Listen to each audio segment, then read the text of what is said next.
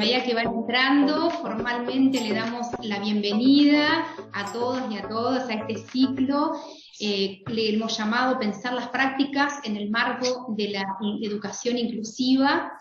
Este ciclo que es una propuesta que realizamos desde el Plan de Trayectorias Educativas del Consejo de Formación en Educación, articulado con el equipo de coordinación de educación inclusiva de la Dirección General de Educación Secundaria.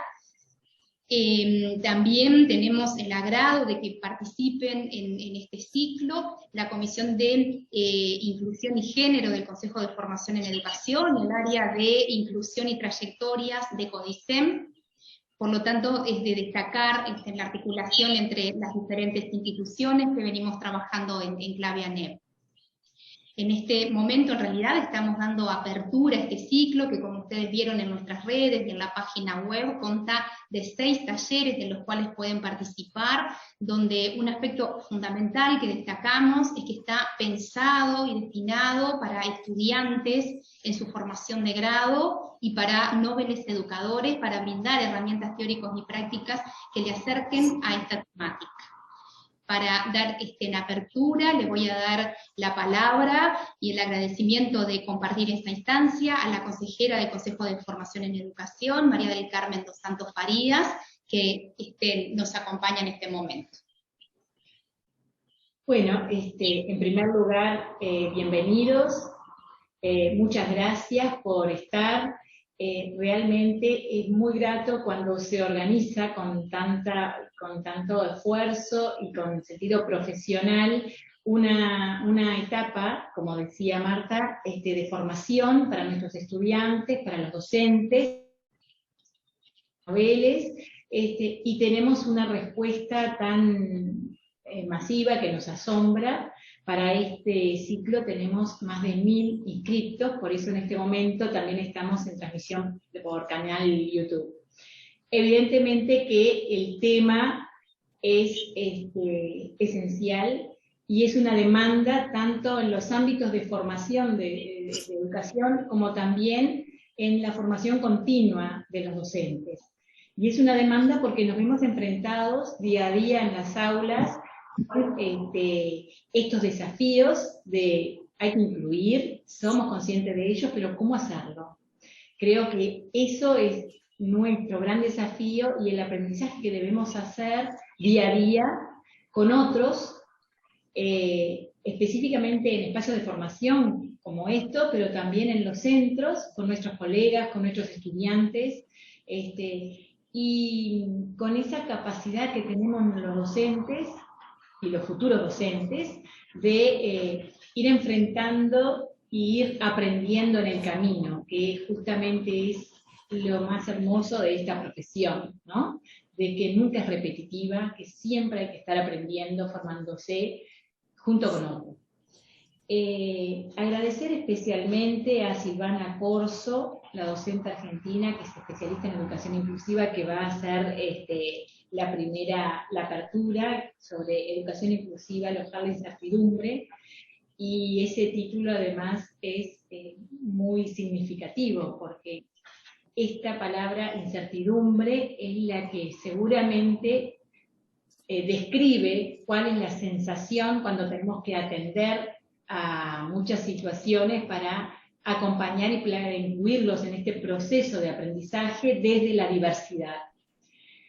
Destaco fundamentalmente esta coordinación que hace posible este ciclo de 6 encuentros con la Dirección General de Enseñanza Secundaria, que si bien está pensado desde el Plan de Protección de Trayectorias Educativas del Consejo de Formación en Educación, del CFE, pero a su vez que integra la Dirección Sectorial de Integración Educativa, ese ámbito donde se piensan el acompañamiento de trayectorias en clave ANEP. Así que reitero el agradecimiento por tantos participantes y deseo que todo este ciclo sea muy rico y que en la instancia que ustedes decidan, si es posible, podamos volver a reiterar y recibir todos los aportes para mejorar y para seguir avanzando en la formación continua de estudiantes, profesores y noveles. Así que mucho éxito en este ciclo y bueno, y aquí estamos atentos a todas las instancias que se previeron para aprender de todos estos, las personas encargadas de esos talleres. Un gusto y bueno, y empezamos a trabajar juntos. Gracias, María del Carmen. Ahora le paso la palabra a la asesora académica de la Dirección General de Educación Secundaria, Eleonora Oliver. Buenas tardes, soy Eleonora Oliver, inspectora y asesora docente de la Dirección General de Educación Secundaria. Quiero agradecer en primer lugar esta nueva articulación, esta nueva posibilidad de poder divulgar y difundir la labor que realizan los equipos que están dedicados muy especialmente a trabajar con estudiantes y comunidades educativas en el marco de la DGES. En este caso voy a presentarlas porque son ellas quienes van a llevar adelante los distintos encuentros. Me refiero a las coordinadoras del CER, del CERESO, del DIE, también de los liceos Mandela y la Comisión de Educación Sexual. En mi rol también integro, junto con mi colega que ahora se va a presentar, la coordinación del espacio de educación inclusiva, un espacio para nosotros sumamente valioso de trabajo y de articulación, donde se piensan estrategias y se llevan adelante acciones conjuntas en los centros educativos. Adriana. Bueno, buenas tardes a todos. En principio, darles las bienvenidas, perdón, junto a todo nuestro equipo de trabajo, agradecerles la presencia en esta segunda edición del ciclo de encuentros. Ya no hay mucho más para aportar, para no sobrecargar los discursos que no hayan dicho Eleonora y la consejera. Mi nombre es Adriana Mareco, soy asesora docente de la Dirección General de Educación Secundaria. Y bueno, básicamente desde la DGES celebramos la posibilidad de contar con estos espacios, que básicamente son espacios de construcción colectivos que nos permiten formarnos y que tanto suman a la hora de pensar nuestras prácticas educativas en clave de derechos humanos, ¿sí? En clave de derechos humanos, en clave de inclusión, y pensar también un tema que tanto nos interpela en este momento como es la inclusión educativa. De mi parte nada más, gracias a todos. Bueno, damos paso a Silvana Corso, si les parece. ¿Sí? Bien, bueno, antes muchas gracias Adriana y Eleonora, así que paso a Victoria, que va a presentar con mucho gusto a quien hoy nos acompaña. Bueno, buenas tardes para todos y todas. Para mí es un honor presentar a Silvana Mabel Corso. Ella es profesora, conferencista y docente argentina. Se especializó en dificultades de aprendizaje y obtuvo además titulaciones diversas de especialización universitaria en inclusión, entre otras formaciones. Fue nominada entre 50 docentes del mundo al Premio Global de la Enseñanza en el año 2017 por su modelo de escuela inclusiva, directora de una escuela secundaria común que da lugar a la diversidad atendiendo especialmente a estudiantes en situación de discapacidad, construyó cultura escolar inclusiva, asegurándose que los maestros estuvieran a bordo. Actualmente es supervisora titular de la región séptima de la Dirección de Educación Media, y es mamá de Catalina, una persona en situación de discapacidad, y desde su propia experiencia confía en que la inclusión educativa es el camino. Así que es un placer tenerte por aquí, Silvana, te doy la bienvenida y te escuchamos. Muchas gracias, gracias por la presentación, el placer es mío. Gracias a todos los responsables, organizadores de este espacio por la confianza, por la convocatoria, y bueno, me toca esa responsabilidad de abrir el espacio. Espero hacerlo bien porque ahora depende de eso el resto, así que bueno, nada, muchísimas gracias por confiar, espero estar a la altura, voy a poner mi presentación. Bien, cuando estaban comentando el título de mi presentación, bueno, claramente tiene que ver con pensar lo que nos genera al interior de las escuelas hablar de inclusión. Aquellos que están en función, pero y aquellos que están en formación también, es un signo de interrogación. Es mucho discurso instalado a mi criterio, y esto es una apreciación personal, mucho discurso instalado pero no superado, ¿no? Porque si se habla tanto es porque no está pasando. Esa es la cuestión, ¿no? No está pasando. ¿Qué pasa en las escuelas que todavía seguimos preguntándonos si es posible, si todos pueden estar, si solo algunos, cuáles serían los criterios para que estén todos dentro de la escuela? Y cuando esas preguntas están habilitadas, a mí, por lo menos a mí, me pone en tensión, ¿no? Porque pienso, bueno, pero si todavía nos estamos preguntando, que no lo podemos palpar, no lo podemos hacer real, ¿no? Entonces, cuando me dicen, ¿qué significa hoy hablar de inclusión? Yo digo, es un sinsentido. ¿Cuál es el sentido de hablar de inclusión? Es un sinsentido hoy hablar de inclusión. No deberíamos seguir hablando de inclusión, ¿no? Pero bueno, por algo estamos acá reunidos. Aquí, en todos lados donde uno lo convocan, es la misma situación, ¿no? La misma problemática en tantos países de Latinoamérica, Centroamérica, y yo diría casi el mundo, es el interrogante. Y de hecho voy a trabajar mi presentación, el informe de UNESCO del 2020, donde da cuenta de estos procesos que no se están cumpliendo. Y juego con esta idea de alojar la incertidumbre porque genera tanta inquietud, incluso malestar, luego lo podríamos poner en tensión y a ver si la presentación me lo permite, pero genera tantas dudas que quedamos atrapados en eso. Entonces, mi propuesta sería esta, todo como arrancar del final, ¿no? Pero mi propuesta sería, alojemos eso que nos incomoda, alojemos esa duda y hagamos de esas dudas nuestra forma de habitar la escuela, de hacer escuela, de decir escuela. No hay otra forma. ¿Por qué? Porque una escuela inclusiva se construye día a día. Es un volver a empezar cada día. Y como es un volver a empezar cada día, y ante la presencia aparecen los interrogantes, ¿sí? Interrogantes que planteamos y otros que no planteamos porque no reconocemos esas presencias, porque no las asumimos dentro de nuestra concepción de la diversidad. Otro concepto que hay que poner en tensión, porque justamente muchas veces pensamos en la diversidad como en la excepción, la regla, y la diversidad en términos de escuela, la diversidad en cuanto a las formas de aprender de nuestros estudiantes, ¿no? Desde ese lugar deberíamos de ver, y entonces podríamos reconocernos diversos. La diversidad es inherente a la naturaleza humana. Pero bueno, en el mientras tanto, si pensamos que cada uno aprende de manera diferente, vamos a construir una escuela a la medida de cada uno de nuestros estudiantes. Eso significa volver a empezar.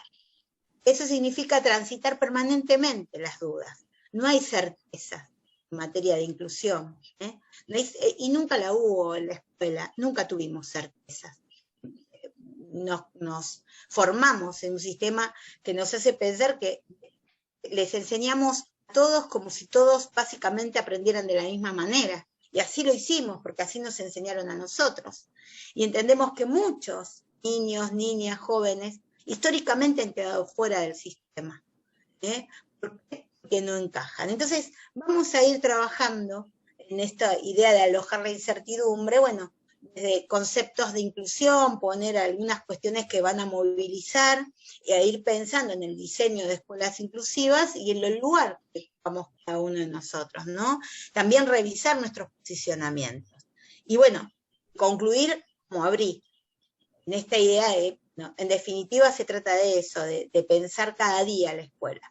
No hay recetas, no va a haber moldes, no hay modelos de escuela, ¿no? Escuchaba cuando me me presentaban, y bueno, esa presentación asociada, bueno, a mi nominación, donde hablaban de ese modelo, y yo digo, estaba pensada en un contexto, y tal cual no se puede importar, porque cada escuela se construye en un contexto y debe responder a ese contexto, ¿sí? Hoy nos interpelan muchas situaciones dentro de las escuelas, y estamos acá hablando de inclusión, y siguiendo a Sandra Nicastro, a mí me gustaría decir por qué estamos hablando de inclusión. Ella dice, en la escuela pasan cada vez más cosas que no hemos anticipado como posibles. No ocurren aquellas que pretendemos volver realidad. Estamos eso acá reunidos, ¿no? Hablando de esto, porque no está ocurriendo, no está sucediendo, ¿sí? Y qué mejor que comenzar a trabajarlo en los espacios de formación, ¿no? Y aquellos que están recién dando sus primeros pasos, como para hacer esta transformación. Yo los invito también a ver un poco las imágenes con las que acompaño, porque juego un poco con esas imágenes para ser un poquito, generar un poquito de incomodidad, ¿no? Porque lo que sucede es esto, ¿no? La separación generalmente, aquel que es diferente. Entonces, me gustaría traer a Scliar cuando dice incluir, tratar a cada uno como a cualquiera, y ese concepto de cualquiera que trabaja Scliar es la representación de la diversidad, es lo que nosotros tenemos que pensar como diversidad. Enseñar a cada uno como si fuera cualquiera, no como a cualquiera. Y en definitiva, si yo puedo reconocer eso sin tener que estar con la lupa, ¿no? Y señalando con el dedo, porque es lo que sucede, la cosa sería diferente. Y nos recuerda algo, el sistema educativo promete igualdad, pero dice, ¿cómo se sostiene esa promesa de la igualdad, esa promesa de la inclusión, cuando se reproduce una cantidad de desigualdades? Y él dice, pequeñas, sutiles, pero también monstruosas, ¿eh? Entonces dice, la igualdad se genera en un gesto inicial, no existe, y yo quiero quedarme con eso.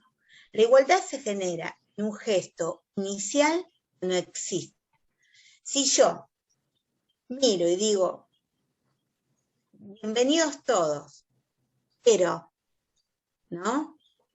Con determinada patología no deberían tener el mismo título, deberíamos hacer un señalamiento porque si no, no es justo darle. Bueno, ahí no existe. Esto tenemos que tener claro. La igualdad, entonces, se genera en un gesto inicial o no existe, ¿no? Entonces dice, no es pensar que tenés que estar a mi altura, dar la libertad para que vos puedas como vos puedas. Esa es la inclusión. Dar la libertad para que vos puedas como vos puedas. No es estar a mi altura, a la altura de una representación de un estudiante ideal, de un estudiante promedio, y de un perfil de estudiante. Bueno, pero eso requiere de un cambio de mirada como docente, de la diversidad. Y ese cambio de mirada, como diría mi amiga Coral Lizondo, si no cambiamos los anteojos por los anteojos de la inclusión, no existe. Uno podría aquí dedicarse a dar herramientas para pensar la práctica, el aula, ¿sí? Igual no van a dar resultado. ¿Por qué? Porque no cambia esa representación que tenemos del otro. Entonces, aquí está la clave. Esa creencia, ahora vamos a llegar a esta definición, básica, fundamental, para poder avanzar en procesos, yo voy a decir a esta altura, escuelas más inclusivas. Porque si digo escuelas inclusivas, estoy habilitando que algunas puedan pensarse no inclusivas. Eso no es posible. ¿Sí? Entonces, vamos a hablar de escuelas más inclusivas. Entonces, en este recorrido yo comienzo como trabajando estas definiciones de inclusión, revisando autores y encontrando una lógica y un sentido al discurso, ¿no? A mí, al discurso que vengo a compartir y el discurso que vamos a superar para pensarlo real, ¿no? Y aquel no podía dejar de traer Ignacio Calderón Almendros cuando se pregunta si educar es corregir los problemas y las carencias del otro, porque acá también está la clave para pensar en inclusión. Dice, no tiene que ver tanto con lo que hay en el otro, sino que tiene que ver con aprender a reconstruirte constantemente. O sea, lo que nos invita Ignacio es, cuando pensamos en el otro, tenemos que pensar más en nosotros, las condiciones que generamos en el otro y las posibilidades con las que cuenta, porque es lo que hacemos, clasificar, decir, bueno, cuán educable es este estudiante, ¿no? No se trata de una labor que tenés que hacer en la otra persona de transformación. Eso, volvemos, y miren la lógica con Speer cuando dice, no se trata de estar a mi altura, ¿sí? Dice, es un trabajo que el educador tiene que hacer con sí mismo. Entonces, esto es lo que tenemos que llevarnos. Para hablar de inclusión, para hacer inclusión, tenemos que hacer un trabajo con nosotros mismos, ¿sí? Un trabajo interno de revisar nuestros discursos, nuestras creencias, nuestros posicionamientos, entender que son ideológicos, ¿sí? De construir esos discursos, permitirnos romper con esas representaciones, escuchar todas las voces, fundamentalmente la de los protagonistas, poner el malestar sobre la mesa para trabajarlo, porque si ese malestar continúa conmigo, no puedo avanzar en estos procesos. Entonces, la idea sería esta, el proceso de formación y aquellos que están dando sus primeros pasos y aquellos que están en el sistema, fundamentalmente también diría, tienen que hacer este proceso de revisión de sus creencias en materia de inclusión. Porque miren, dice, se trata de la revisión constante de creencias, emociones, ¿por qué actuamos de una manera y no de otra? ¿Sí? ¿Qué detrás de mis palabras, de mis afirmaciones?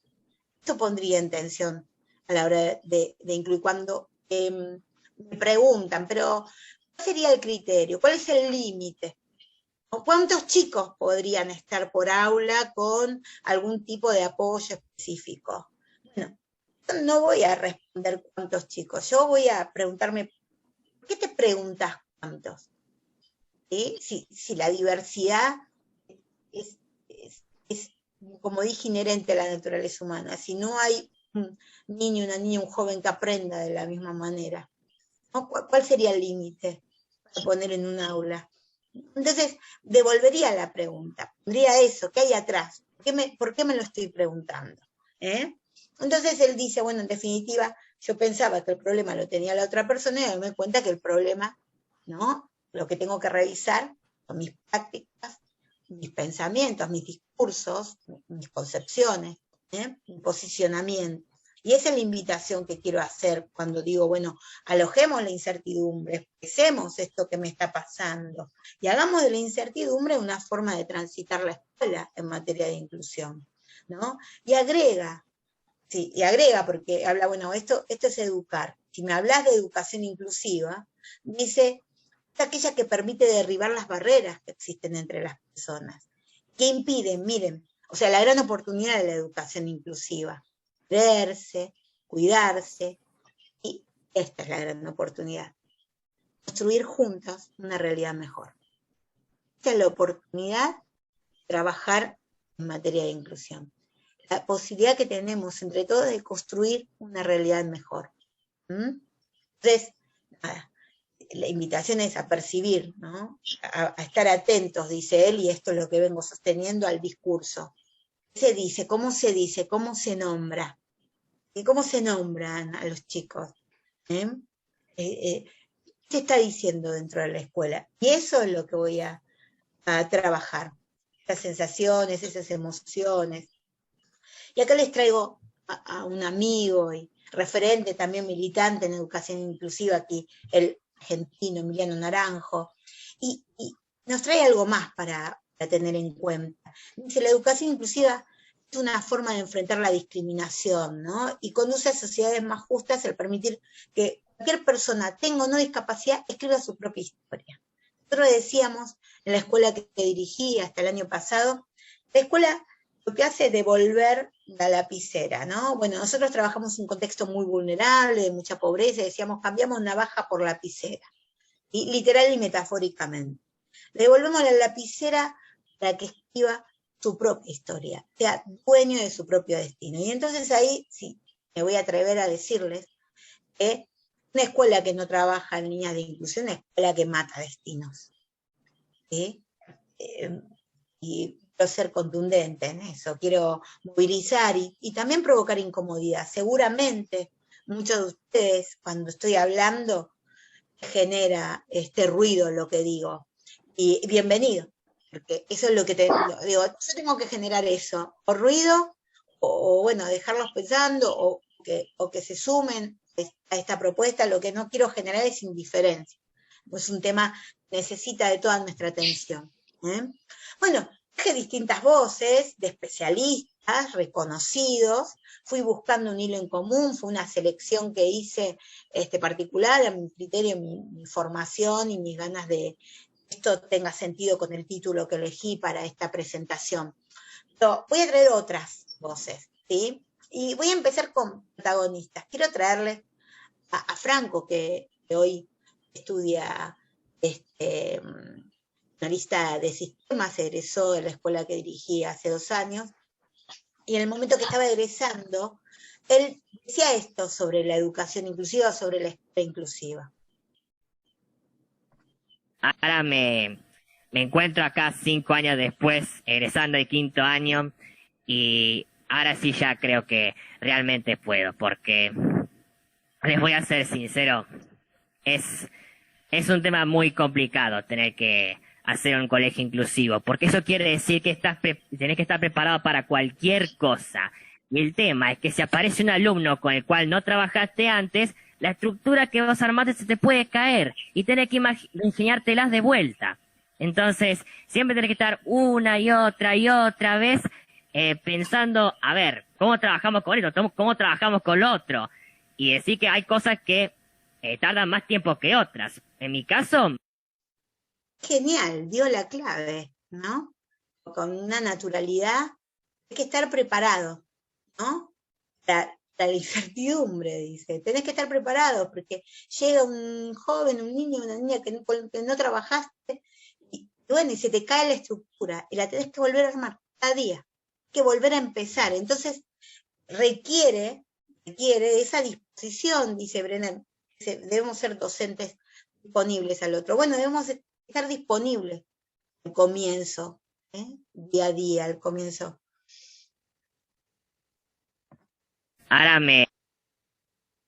Bonucci nos invita a dejar de hablar de inclusión incluso, y me encanta porque él habla de la connotación de la palabra, ¿no? De cómo, bueno, como dice Brailovsky, cómo suenan las palabras, y entonces habla de su interpretación, y me gusta porque la podemos poner acá en conversación.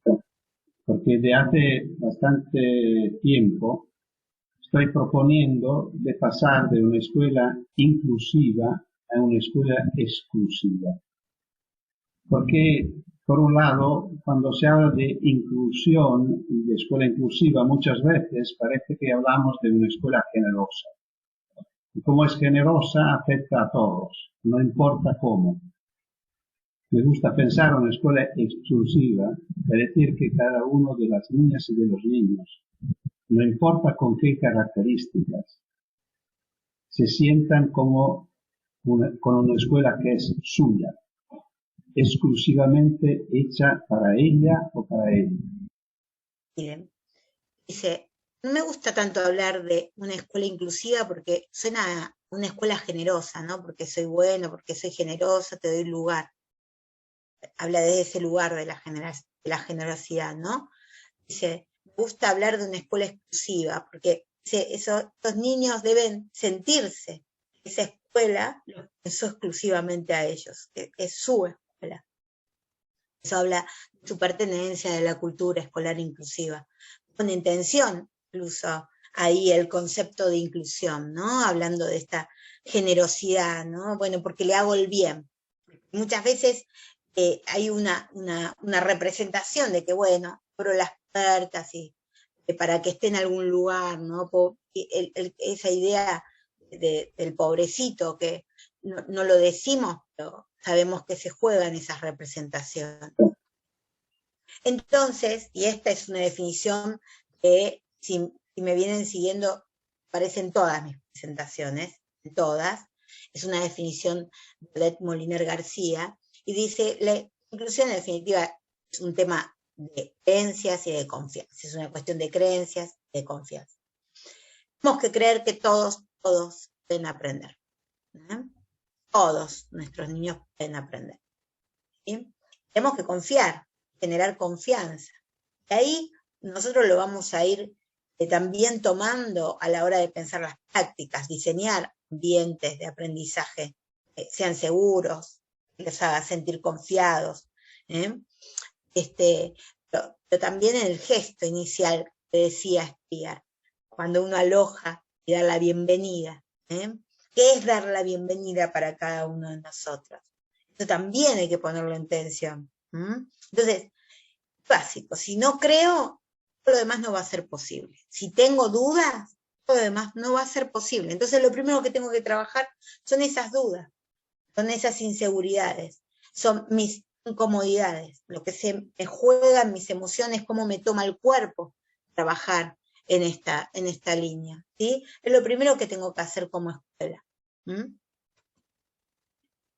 y entonces voy a tomar este video porque es como muestra cómo se da la evolución y la lucha por ganar derechos. Si bien cierre, y esto contextualiza ese cierre en una situación especial en España, digo, salvando ese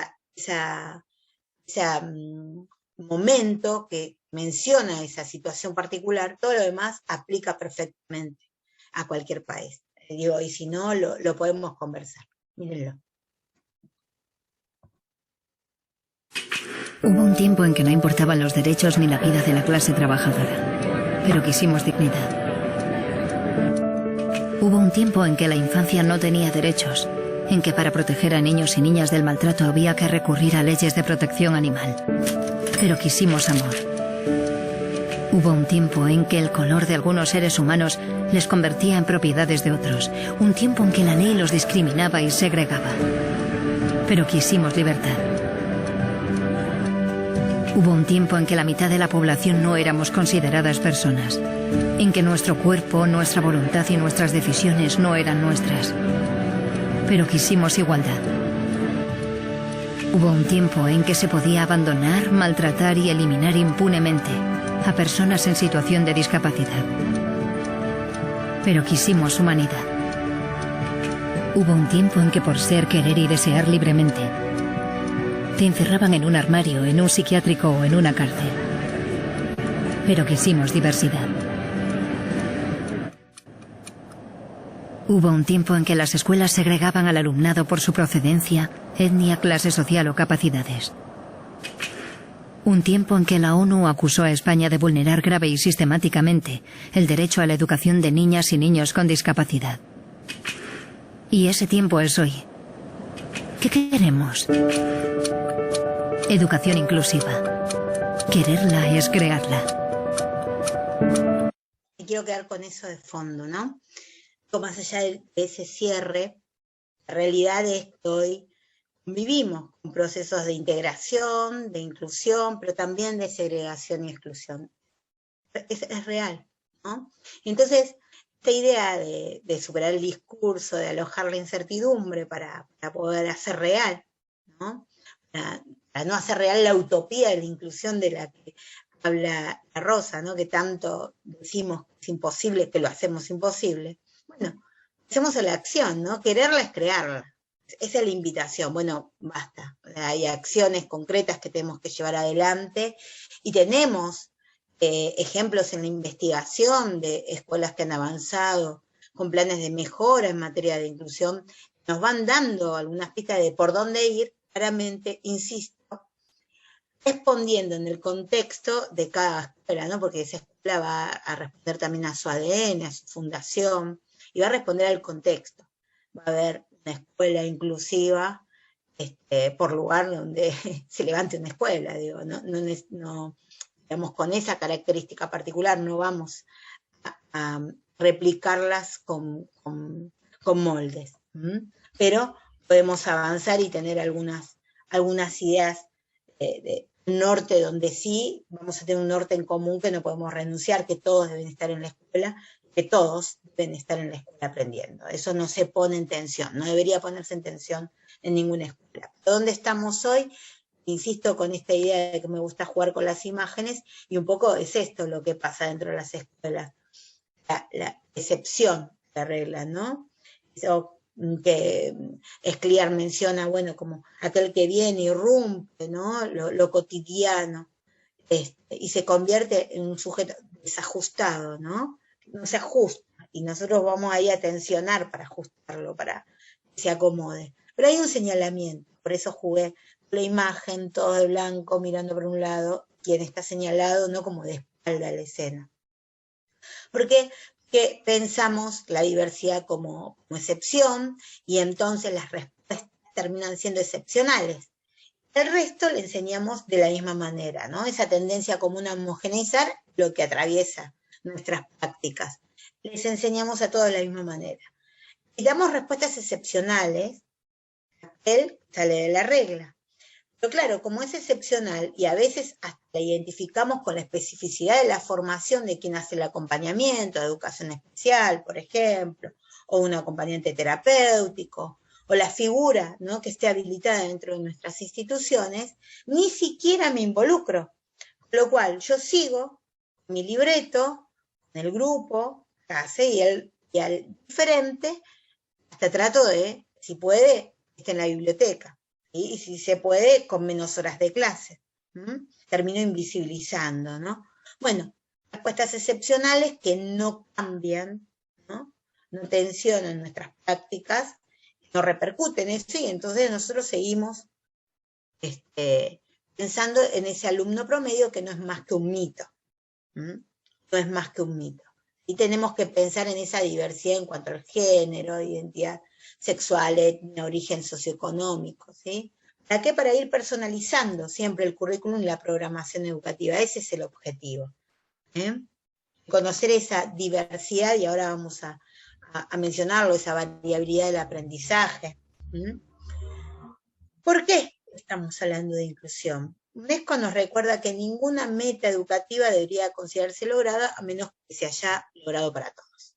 Eso, estamos hablando de inclusión. Ninguna meta educativa debe considerarse lograda a menos que se haya logrado para todos. Un estudiante que se pierda en nuestra escuela, que nuestras estadísticas sean absolutamente exitosas, un estudiante interpela nuestras prácticas. Ninguna meta educativa debería considerarse lograda a menos que se haya logrado para todos. ¿Sí? Aquí, tomando el informe UNESCO de junio del 2020, voy a ir tomando algunos puntos del informe. Dice, la inclusión en la educación es un proceso y no un punto final. Entonces, esta idea de volver a empezar cada día, la idea de se te cae la estructura que nos decía Franco, ¿no? Revisar nuestras prácticas. Bueno, esta es la base de la educación inclusiva.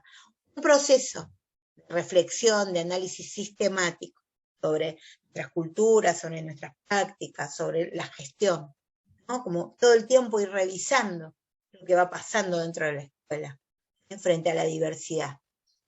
Entonces dice, esto se ve en los gestos docentes, en el espíritu de los dirigentes escolares, que deben crear esos entornos de aprendizaje accesibles para todos. Incluso dice, en la manera en que las familias tomen decisiones cuando se presentan opciones educativas. Y además también, esto se juega en lo que nosotros queremos como sociedad, decidimos queremos para nuestro futuro. O sea que la invitación es hacernos cargo, ¿no? Cuando una familia dice, esta escuela sí, pero esta escuela no, porque trabaja en este contexto, porque trabaja con estos chicos, porque hay muchos chicos con discapacidad y entonces seguro el nivel no es bueno. No, eso es lo que estamos buscando como sociedad.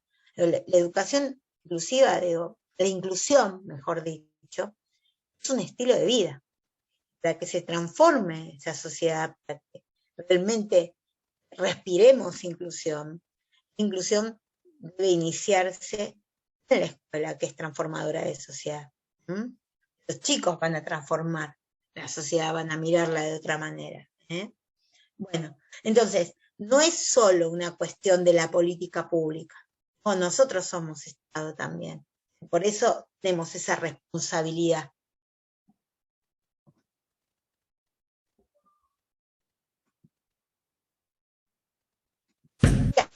Por un tema de tiempo iba a pasar este video, pero voy a emitirlo, porque bueno, que muestra justamente que hay muchas cosas que pasan dentro de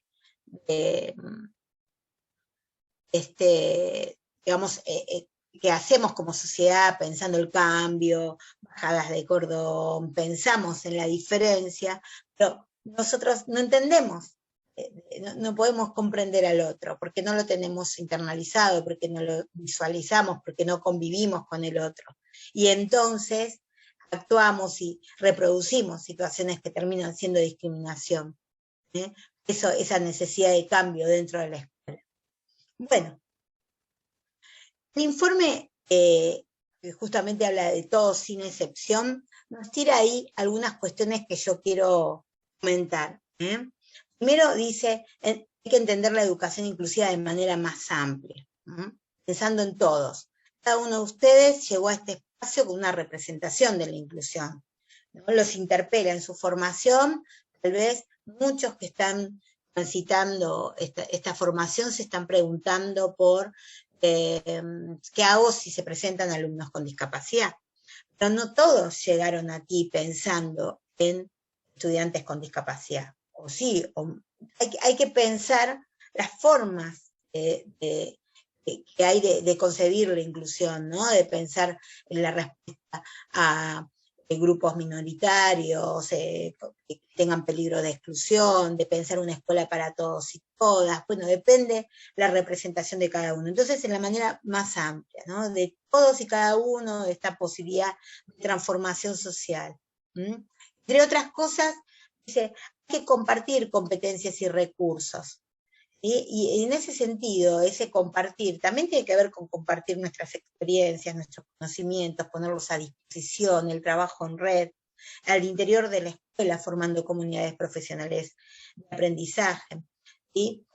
La consulta permanente a las familias, a la comunidad educativa, a todos, para involucrarlos, porque esa transformación se tiene que dar dentro de la comunidad para que se sostengan estos procesos. Si la comunidad no adhiere al proyecto escuela, ¿no? De alguna manera, o no está involucrado con el proyecto escuela, en algún punto en las casas se va a terminar boicoteando, porque el discurso va a ser diferente entre lo que se sostienen como principios en la escuela y lo que se sostiene como principios en las casas. Entonces hay que ir involucrándolo, ¿no?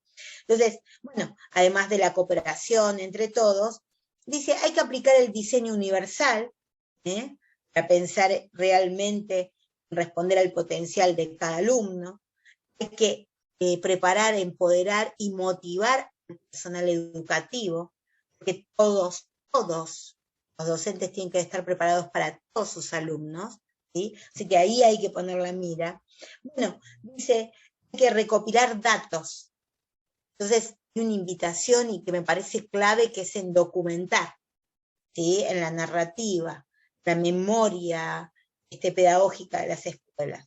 También aprender de pares, porque este proceso no va a ser fácil. Entonces, esas pautas que nos dan, cuando uno busca respuestas, ¿qué tengo que hacer? Bueno, a ver, pensemos primero, reconozcamos qué prácticas dan resultado, documentemos esas prácticas para compartirlas. Pongamos en tensión los discursos y debatamos como comunidad toda de qué estamos hablando, qué principios, demos a conocer el proyecto escuela, revisemos y transformemos ese proyecto escuela con la participación de todos los actores. Jornada de motivación para empoderar a los docentes a que pueden pensar a todos, deben pensar a todos y cada uno, ¿sí? Pero claramente los docentes necesitan ese apoyo. Pensemos en la accesibilidad cognitiva, entonces en el diseño de nuestros ambientes de aprendizaje seguros. Bueno, claramente mi propuesta va a ser desde el diseño universal, pero bueno, aquí viene también de la mano de UNESCO, ¿no? No es una cuestión de una militancia personal. Como decía, hay diferentes formas de llegar a este espacio pensando en la inclusión.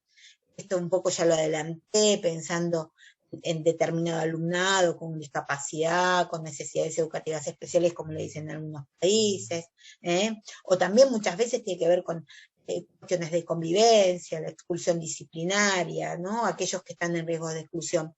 Yo me quedo con la inclusión como principio fundamental de la educación y la sociedad, por algo que ya vengo como desarrollando. Entonces, Cuando hablamos de escuelas inclusivas tenemos que pensar en sistemas educativos implicados con la diversidad, involucrados, implicados con la diversidad. Desarrollar experiencias de enseñanza y aprendizaje inclusivas siempre dentro del aula, no es un grupo fuera del aula, lo lleven a otro espacio, ¿no? Siempre dentro del aula. Construir comunidades educativas inclusivas. Estamos hablando de cultura escolar inclusiva. Son ejes fundamentales y que se complementen, no puede ser uno sin el otro. Por eso jugué aquí en esta imagen, en este dibujo de Lucía, de un blog que se llama La Habitación de Lucía, ¿sí? Con esta idea de las puertas, y esto nos va a pasar, que vamos a abrir más puertas, y más dudas, y más preguntas, todo el tiempo en materia de inclusión. Vuelvo con mi título, ¿sí? Es esto, vamos a revisar cultura, vamos a pensar cómo nos tratamos, cómo recibimos a los chicos, cómo nos tratamos entre los grandes, porque no estamos hablando solo de la convivencia entre nuestros estudiantes, estamos hablando también de la convivencia de los adultos, las percepciones, cómo me siento, porque muchas veces no se sienten incluidos dentro de la escuela y estamos hablando de escuelas inclusivas, por eso digo que hay que revisar todo. Pensar en cuánto estoy implicado en este proceso, ¿sí? Y pensar en las prácticas. Entonces, una afirmación que nos trae el informe: la inclusión mejora el aprendizaje de todos. Lo esencial para algunos, y esto ya desde el enfoque del diseño universal, lo esencial para algunos puede ser bueno para todos. Pero trabajar en inclusión mejora el aprendizaje de todos.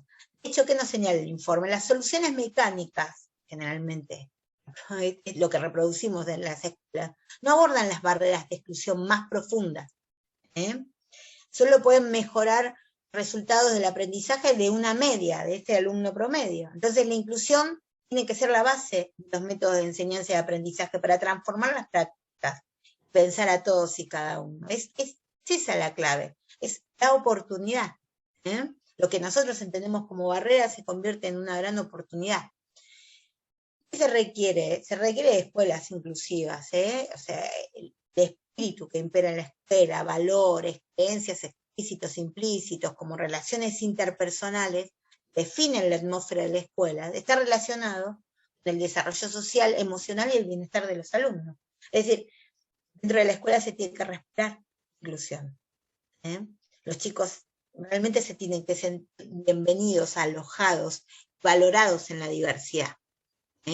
No señalados, no etiquetados, ¿sí? Y con esas respuestas excepcionales que damos en nombre de la inclusión y que pensamos que tienen que ver con la justicia educativa, porque terminan siendo segregadoras. Aquí una gran responsabilidad dentro de las escuelas lo tienen los directores, mirando el horario para pensar en el momento de redondear, ¿no? Pero los directores de escuelas, y la investigación arroja, ¿no? Que son los directores de escuela los que habilitan, no procesos de inclusión. Entonces, tiene que el director tiene una visión compartida de la inclusión. Ahí digo, el director tiene que tener claro el norte. Todos los estudiantes son bienvenidos dentro de la escuela. La escuela abre las puertas para todos, y todos. Ese norte es irrenunciable, es decir, no pone en debate quiénes pueden estar. Lo único que voy a habilitar para debatir va a tener que ver con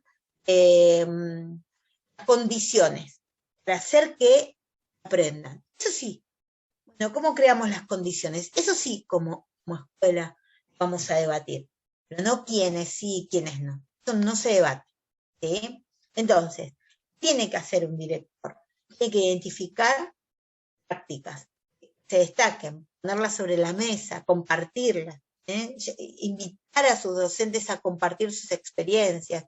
Yo siempre digo, y así sin filtros hoy, un docente que no comparte sus prácticas no solo es un mal docente, es una mala persona.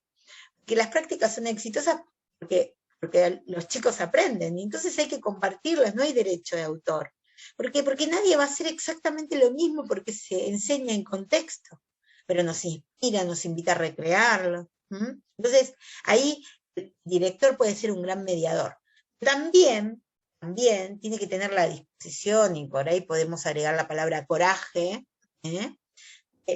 poner algunas prácticas en la mesa para problematizar. Prácticas, discursos, la convivencia, situaciones que se dan dentro de la escuela y ponerlos sobre una mesa, poner el malestar sobre la mesa, siguiendo a Mercedes Minichilli, poner el malestar sobre la mesa para trabajarlo como comunidad, ¿sí? Trabajar en red, no sé, la escuela no la hacemos solos, no resistimos dentro del aula o dentro de la dirección, es un trabajo en red interior y al exterior de la escuela. Hay que identificar y abordar lo inédito dentro de la escuela. O sea, ¿qué es lo que estamos considerando inédito? ¿Qué es lo que me genera tanta incertidumbre? En términos de cultura, en términos de prácticas, comunicación, etc. ¿Sí? Claramente vamos a pensar y va a poner ahí sobre la mesa la planificación, ¿no? La observación de las prácticas, la revisión de la evaluación. Vamos a preguntarnos si estas estrategias están centradas en el aprendizaje. ¿De qué estamos hablando cuando hablamos de enseñar, ¿no? ¿Qué significa para cada uno enseñar? Y, bueno, contextos de emergencia. Y hoy, esto que nos interpela tanto, estrategias educativas estamos implementando para compartir. Realmente vamos a tener que pensar, y estamos respondiendo al informe, en equipos de trabajo para producir un pensamiento colectivo, esta invitación a la narrativa, esta invitación a la memoria, yo puedo decir memoria colectiva, a la memoria pedagógica, ese saber hacer de la escuela. A los que vienen, bueno, aquí hay docentes nobles, ¿no? Qué lindo sería que cuando lleguen a la escuela los aloje también y les dé la bienvenida y les muestre el saber hacer de la escuela, la historia, con el proyecto escuela y con las experiencias de docentes que le puedan compartir para inspirarlo y para mostrarles la institución en la que están, ¿no? Bueno, esto va a permitir diseñar una escuela inclusiva real, ¿no? En pospandemia, porque, bueno, estamos en eso, ¿no? El informe también nos habla de los docentes y el personal de apoyo a la inclusión, que ha crecido y mucho la demanda, ¿sí? Entonces, realmente los docentes necesitan condiciones de trabajo y un apoyo apropiado para la enseñanza de las necesidades de cada uno de los estudiantes, no de algunos, de cada uno de los estudiantes. Entonces, bueno, sabemos que hay un tema de falta de formación en educación inclusiva. Es más, tenemos que pensar la inclusión atravesando todos los espacios de formación, todas las profesiones. Debería ser transversal a todas las profesiones. Pero la realidad es que todos tenemos que estar preparados. Así que el aumento de ese personal de apoyo también permitió el aumento de estudiantes con necesidades educativas, ¿sí? Bueno, el término especial, recuerden que hace referencia más a la necesidad, no a la persona, y tenemos que pensar, la diversidad de los docentes suele ir a la saga de la diversidad de la población, que también somos diversos en esto y necesitamos también nuestros apoyos. ¿Cuál es el objetivo de una escuela inclusiva? Esto ABC de la investigación de educación inclusiva, garantizar presencia, participación y progreso de todos y cada uno. Garantizar presencia, participación y progreso de todos y cada uno, ¿no? Ahora, ¿cómo lo hacemos? Yo lo voy a plantear desde la misma práctica, voy a pensar en el diseño de entornos seguros de aprendizaje, siempre pensando en el potencial de aprendizaje, no poniendo límites, hechos. Eso hay que romper con las representaciones, para evaluar a la persona. Yo pienso, ¿no?, que hay preguntas que la escuela puede hacerse, que les van a ayudar muchísimo a avanzar en este proceso, y hay preguntas que van a limitar muchísimo. Pregunta que no puede ser habilitada, ¿qué tiene? El que tiene es una barrera. ¿Sí? La pregunta que me va a dar todo lo que necesito para avanzar en materia de inclusión, ¿quién es? ¿Quién es? Me habla de la persona, no el que tiene. ¿Sí? Eso me va a poder permitir diseñar estos entornos que sean exigentes, porque la educación inclusiva es exigente, exige todo el potencial de cada uno de sus estudiantes, no se acomoda, no debilita a los estudiantes como lo hacemos cuando respondemos excepcionalmente, individualizadamente, ¿sí? Bueno, vamos a pensar en el progreso de todos y cada uno con apoyos inclusivos. Entonces, vamos a pensar que esos apoyos pueden ser para cualquiera, ¿eh? Para cualquiera. Entonces, responder a la diversidad. Como dije, juego con las imágenes, esta idea de Tomlinson de superar, ¿no?, la talla única, romper con esta idea de la talla única con la que la escuela confecciona la propuesta, ¿no? Un traje, y luego chica o agranda según cada presencia, no, pensarlo uno a la medida de cada uno de nuestros estudiantes. Entonces, para responder a la diversidad, vamos a pensar en entornos de aprendizaje que realmente sean accesibles, con actividades variadas, siempre pensando en el potencial de aprendizaje, un poco como a modo de síntesis, y mirando el horario, igual entiendo que 5 minutos más todavía me quedan. Cultura escolar inclusiva, pensar en la bienvenida, y vuelvo sobre la idea de cómo damos la bienvenida, yo arrancaría por ahí, en las discusiones que podemos tener en esos espacios de reflexión y de debate, cómo damos la bienvenida, qué estamos entendiendo por dar la bienvenida, que alojamos, ¿no?, que generamos oportunidades, siempre con altas expectativas, porque está demostrado eso, altas expectativas, alto rendimiento, ¿sí? Y aquí un poquito el sello Corso, porque claramente no soy la única, pero digo, siempre me gusta hablar de esto, las formas de nombrar. Yo siempre digo, bueno, dime cómo nombras y te diré cómo enseñas. ¿Qué estamos hablando dentro de la escuela? Hablamos de capacidad, de discapacidad, de personalización, de individualización, porque no es lo mismo, no es lo mismo. ¿Estamos parados en el paradigma del déficit o estamos parados en el paradigma del conocimiento? Cuando nos preguntamos en el qué tiene, pedimos estas definiciones que vienen desde salud, ¿sí?, con esas etiquetas la mayoría de las veces. Y en ese sentido, ¿nosotros qué podemos hacer? Lo que va a ser una respuesta terapéutica, no es nuestra formación. Por eso terminamos pidiendo, bueno, el especialista, el lugar indicado. Generalmente es por fuera del aula. No estamos parados en pedimos el conocimiento, no considerando las etiquetas, sino pensando en las personas, pensando en las necesidades de cada persona, para dar respuestas a esas necesidades. No hablamos de atención a la diversidad, hablamos de respuesta a esas necesidades, todos y cada uno, ¿no? Siempre preferentemente dentro del aula.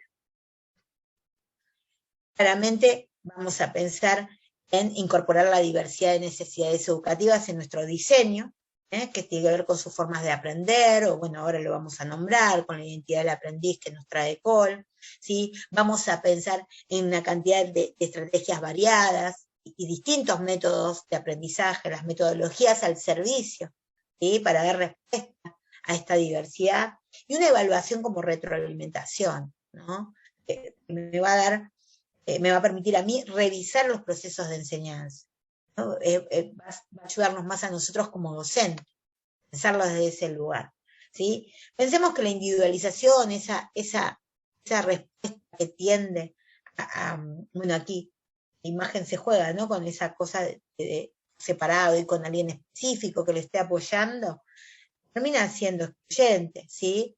Termina debilitando a los estudiantes, según nos trae José García Pérez, porque que es resultadista, porque pone por delante al diseño curricular, y nosotros estamos pensando en evaluar las necesidades de nuestros estudiantes, responder a esas necesidades. Esa es la meta, el diseño se convierte en un medio, ¿sí? No es el objetivo, un fin en sí mismo, sino que es un medio, y como exige ese potencial, en cuenta todo ese potencial, bueno, termina empoderando a los estudiantes. Entonces, ¿qué tenemos que hacer como docentes en el aula? A la hora de, bueno, una vez que atravesamos todas estas definiciones y pusimos en tensión nuestras concepciones, bueno, tenemos que pensar en la personalización de la enseñanza, en fomentar la autonomía, el conocimiento, como docentes de la ecología del aprendizaje del que nos habla Cole, ¿no?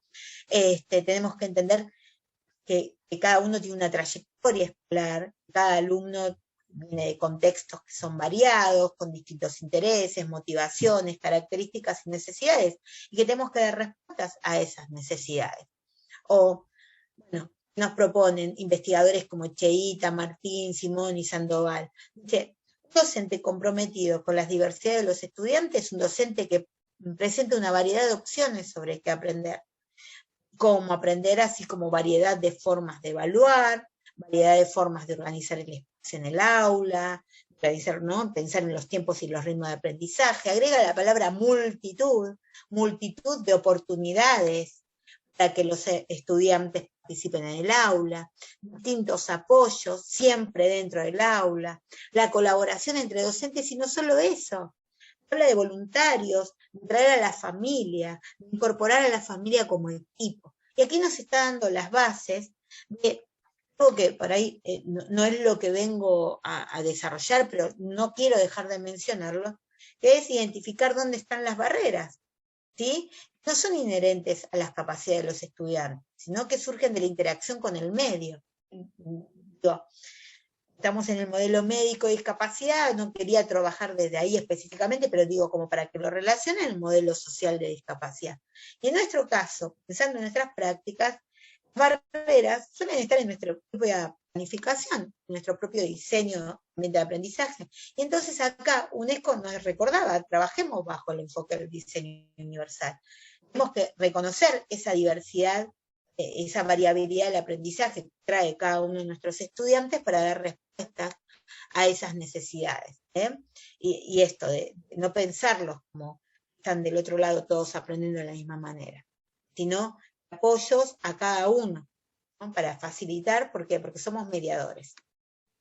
Bueno, definitiva, y ahora sí, para cerrar, quise un poquito trabajar todo con creo que tiene una coherencia, espero haberlo logrado, que la selección de autores y de propuestas para reflexionar tenían un hilo, tiene que ver justamente con el título que le puse a la presentación, y tomando el informe me parece que esto es la conclusión. Debatir acerca de los beneficios de la educación inclusiva es como debatir acerca de los beneficios de los derechos humanos.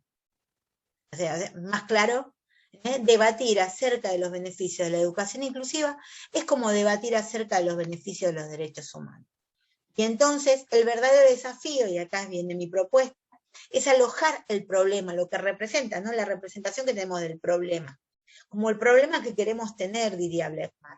Están todos dentro de la escuela. Eso es un problema que queremos tener. Tener los chicos dentro de la escuela. Tener los chicos dentro de la escuela aprendiendo. Entonces, hacer de la incertidumbre una forma, ¿no? Un modo de hacer escuela. Yo voy a agregar hacer escuela, de decir escuela, de sentir escuela, de pensar la escuela. ¿Por qué? Porque si nada nos interpela, nada cambia. Si nada nos interpela, nada cambia. Y para terminar, yo elegí un video que me encanta pasar, un poco para cerrar y sensibilizar, si es que no lo logré en el transcurso de mi exposición. Pero prometo que es muy bonito y aporta mucho al cierre.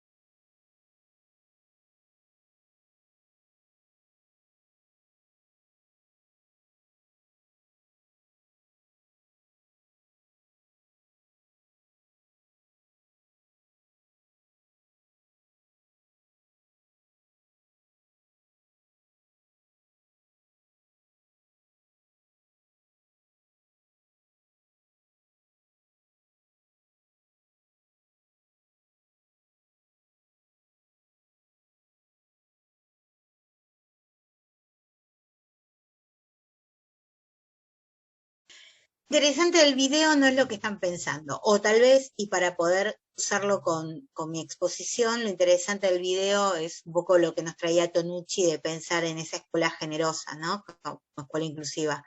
Que tal vez lo que están pensando es que bien que hizo la escuela a aquellos que tal vez están viendo como protagonistas. Lo interesante aquí es que el protagonista no está en escena. Y es un estudiante que en ese momento estaba en 4º año y unos días antes de esta presentación intentó pegarle a una docente. Algo que, conductas que se reproducían en otras escuelas y por las que él había llegado a nuestra escuela en 4º año y había pasado por muchas otras durante toda su escolaridad, que terminaban echándolo. Él esperaba esa respuesta de la escuela. Bueno, la escuela no le echó, no voy a traer acá qué trabajo se estaba haciendo con él. En ese momento, ya terminando el año, se estaba llevando muchísimas materias y el pronóstico era que, bueno, claramente podía repetir. Cuando vio este cierre de año, una vez que termina este baile, le atraviesa todo ese patio que están viendo, llega a mí y me dice, si ellos pueden, yo también. Esa es la oportunidad que nos da la escuela inclusiva de pensar a todos, porque ese estudiante terminó rindiendo sus materias, pasando de año y recibiéndose. Si ellos pueden, yo también. Y si quieren les agrego una anécdota más, esa es más reciente, que aquí, y Santi eligió como carrera un profesorado. Así que les preguntaría, si se animan a contestarme, qué profesorado creen que eligió, pero me voy a contestar solita, el profesorado de educación física. ¿Por qué? Porque eso hace la escuela, los empodera. Así que muchísimas gracias, espero haber respondido un poco a lo que estaban esperando de mí. Muchísimas gracias.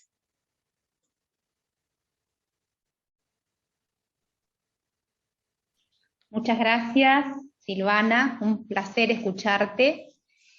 Vamos a dar paso a Victoria, que tiene preparada algunas preguntas y comentarios que durante tu exposición en el chat fueron realizando. Victoria. Sí, Silvana, voy a empezar quizás por algunas afirmaciones y si tú quieres hacer algún comentario sobre ellas. Elena dice en un comentario que una escuela inclusiva deconstruye a la escuela como históricamente se conoció. Y Ana Noria dice, interesante eso de que la educación inclusiva es exigente, exige todo el potencial. Y exige lo mejor, los mejores docentes. Es exigente, pero digo, cuando hablamos de calidad educativa, ¿no? De la excelencia, bueno, exige docentes que estén permanentemente revisando sus prácticas, que estén en permanente formación, porque cuando el docente dice no fui preparado, yo digo, bueno, sí, no fuimos preparados para el alumno real. Entonces, todos nos hicimos docentes cuando llegamos al aula. Ahí comienza nuestra formación, en territorio. Y nuestra formación es permanente.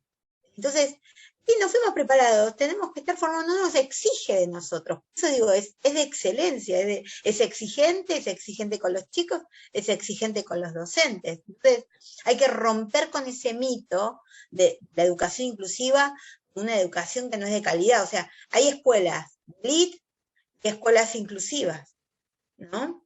No podemos seguir sosteniendo eso.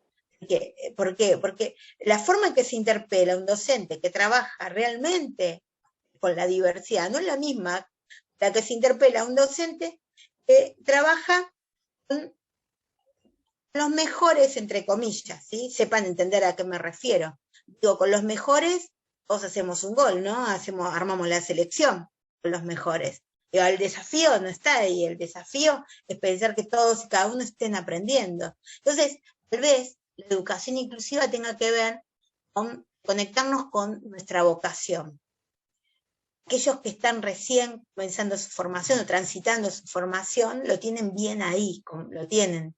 Pero los que ya pasamos muchos años deberíamos de volver al momento en que elegimos esta carrera, que claramente en ningún lado, por lo menos Latinoamérica, ningún docente, digamos, nadie eligió la docencia para hacerse millonario. Así que, digo, es por vocación. Entonces, revisemos, reconectemos qué soñábamos. Yo soñaba las caritas de mis alumnos cuando aprenden, cuando sienten que entienden, que se les ilumina la cara. Yo soñaba con despertar eso, ¿no? Digo, bueno, ahí tal vez está la clave de la educación inclusiva. A veces es tan sencillo, lo estamos complicando tanto y ahí estaría la clave para hacerla real. Bien.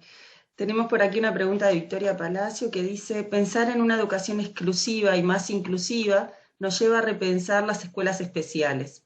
Muchas veces vemos que se intenta pensar teóricamente desde el modelo social de la discapacidad, pero por momentos nos sentimos lejos cuando vemos la práctica tan cercana al modelo médico rehabilitador desde un lugar del déficit y no de la posibilidad. ¿Qué piensas tú de eso? Y bueno, claramente cuando hablamos de inclusión, no digo que es transversal, es a todos. Las escuelas especiales también se tienen que repensar y pensar si sus prácticas son inclusivas, ¿no? Digo, esos procesos se dan también a nivel de especial, si va por ahí la pregunta. Hay una pregunta que tal vez no se hacen, y que está ahí en el imaginario, es si van a desaparecer si profundizamos esto. Es complementario, hay una transformación para poder convertirse, y hay ejemplos concretos e investigación de esa transformación en centros de apoyo a la inclusión, ¿no? ¿Por qué? Porque tiene la especificidad. Y entonces, en ese complemento podemos pensar en una escuela nada más, ¿no? Pero con la especificidad de cada uno, complementándonos en este trabajo con otros. La escuela es con otros. Es salir al encuentro del otro y a su vez es con otros. No podemos pensar ya el aula solos, como el docente, como el director no puede pensarse solo, los docentes tampoco. Entonces tenemos que empezar a pensar en estas parejas pedagógicas, ¿eh? O la codocencia, como se viene, ¿no? En materia de investigación. Bien, gracias. Virginia pregunta si puedes repetir el nombre del autor que cambia el concepto de escuela inclusiva por el de escuela exclusiva. Tonucci. Bien. Y bueno, y tenemos un montón de agradecimientos. Tomo capaz uno que dice María, agradece por las citas de los autores que realizaste durante la exposición, que le permite después poder ampliar un poco más sobre inclusión. Bueno, yo quise seguir una línea de tomar algunos conceptos para seguir la lógica del título que elegí, esta propuesta que traigo de hacer de la incertidumbre una forma de hacer escuela, ¿no? Entender eso, ¿no? Dice Santos Guerra que las certezas son ridículas, así que hay que dar lugar a la incomodidad que provoca esta transformación.